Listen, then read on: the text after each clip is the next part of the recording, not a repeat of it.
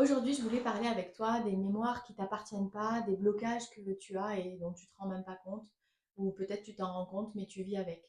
Et pour te donner un exemple de ça, je vais te parler de mon expérience que j'ai avec l'anglais.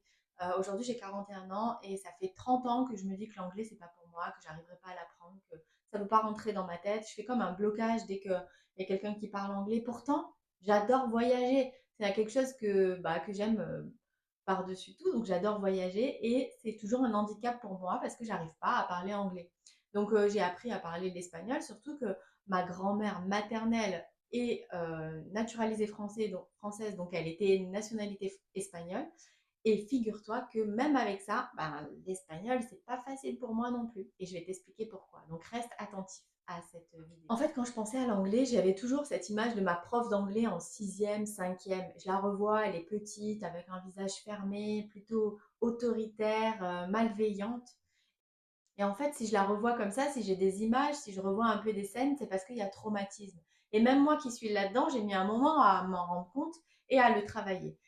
Du coup, aujourd'hui, j'ai 41 ans et j'avais 11 ans à l'époque. Tu te rends compte, ça fait 30 ans que je vis avec ce blocage de l'anglais. C'est comme si c'était ancré en moi. L'anglais, c'est pas pour moi. J'arriverai pas à apprendre l'anglais. J'arriverai pas à discuter. Moi, je suis une mateuse et l'anglais, c'est pas pour moi. Mais en fait, c'est plus compliqué que ça. Alors j'ai décidé de prendre le taureau par les cornes parce que depuis à peu près le mois d'août, je fais Duolingo et je me rends compte que c'est difficile, que ça rentre pas alors que ben, pour plein d'autres c'est facile. Alors j'ai fait une séance de libération émotionnelle et traumatique comme ce que je propose dans l'accompagnement que je fais. J'en ai fait même plusieurs et on est allé libérer les racines. Et il y avait vraiment un trauma au niveau de cette prof d'anglais qui m'a fait comme un blocage. En fait, mon cerveau avait assimilé comme l'anglais avec l'humiliation, la honte, le traumatisme. Donc pour me protéger, bah, il m'empêchait d'apprendre l'anglais tout simplement. C'est quand même fou ce cerveau. En fait, c'est des connexions neuronales qui se créent donc pour assimiler, qui font des liens en fait. Comme par exemple, les chiens, c'est dangereux quand quelqu'un s'est fait mordre par un chien, ou encore j'ai du mal à parler en public parce que à la fête de l'école, quand j'étais en CP ou même en maternelle, je me suis sentie mal, regardée, rejetée, ou peut-être qu'on s'est moqué de moi, ou peut-être moi-même, mon jugement, ou le jugement que j'ai eu de moi, ou peut-être le jugement que j'ai eu sur les autres, a créé toutes ces petites connexions neuronales.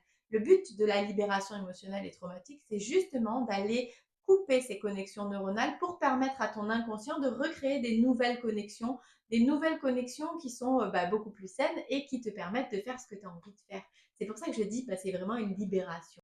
Aujourd'hui, c'était important de partager ça avec toi parce que je suis partie en Turquie il y a peu de temps et en fait, je me suis sentie super à l'aise.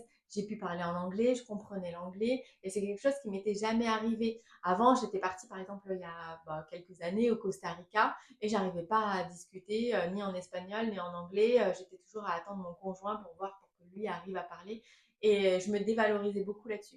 Maintenant, c'est réglé, je me sens à ma place, j'arrive à discuter. Et puis, si c'est pas tout à fait juste, c'est pas grave. On est en train de trouver des mots.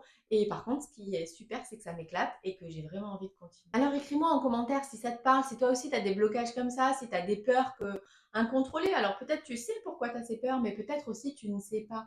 Et c'est toute la force de cette technique, c'est qu'on va aller voir dans l'inconscient, juste en fermant les yeux, en allant voir dans le corps avec plusieurs langages que je t'expliquerai peut-être dans d'autres vidéos. Et en fait, le but, c'est d'aller voir qu'est-ce que l'inconscient nous dit parce qu'il a envie de se libérer au fond. Il a envie de te donner les éléments pour que tu puisses te libérer et avancer sur ta vie et sur ton chemin de vie.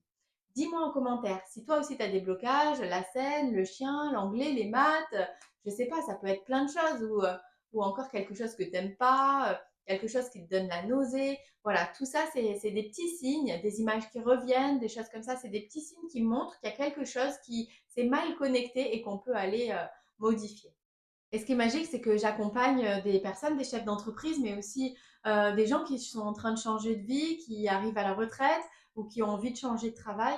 Et on arrive, grâce à un accompagnement sur quelques mois, à libérer tous ces blocages consécutifs qui font que tu deviens la personne que tu as envie d'être et tu restes plus bloqué dans je subis ma vie, je suis triste, je peux pas voyager, j'ai peur de l'avion et tout ce qu'on peut entendre.